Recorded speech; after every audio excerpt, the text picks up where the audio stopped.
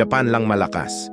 Yan ang post ni Mommy Angge sa social media nang makakuha ng unang ginto sa Olympics, si Kaloy, na ikinainis ng ibang mga netizen, lalo na mga followers ng GF niya na si Chloe, na sabi nila ay peking Australian. At ayaw i-delete ni Mommy Angge. Alam niyo kung bakit nasabi niya yon?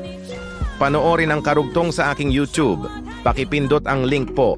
Mahusay ang mga Hapon sa gymnastics sa Olympics dahil sa kombinasyon ng kultura, sistema ng pagsasanay at dedikasyon. Narito ang ilang dahilan. Isa, disiplina at kulturang Hapon samurai spirit.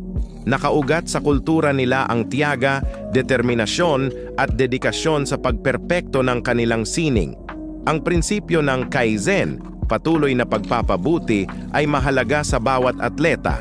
Pagpapahalaga sa detalye, ang gymnastics ay nangangailangan ng mataas na antas ng katumpakan at pagkakapareho na naaayon sa likas na disiplina ng mga Hapon. Ikalawang, maagang pagsisimula at sistematikong pagsasanay.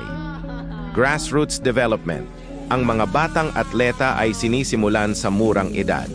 Maraming paaralan ang may gymnastics programs, kaya madaling makita ang potensyal ng mga bata. Top-notch coaches. Magagaling ang mga coach sa Japan na may karanasan sa lokal at international na kompetisyon.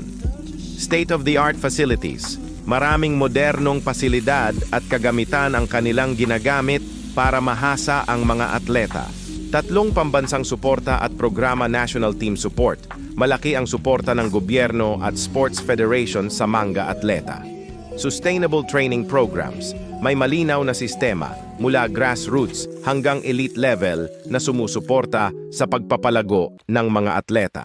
Ikaapat na inspirasyon mula sa mga legend ng gymnastics historical achievements.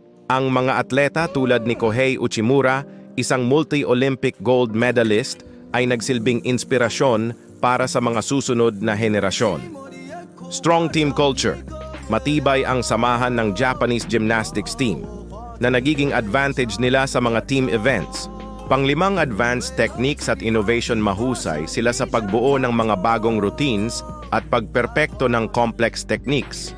Nag-iimbento rin sila ng mga bagong moves na kinikilala ng gymnastics community.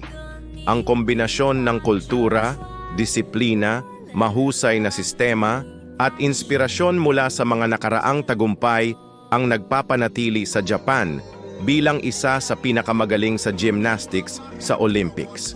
Kaya ito ang dahilan kung bakit nag-walk out ang Japanese coach ni Kaloy sa training sa Japan, dahil sa matigas ang ulo niya. Dahil sa girlfriend na si Chloe na istorbo sa training doon sa Japan noong 2022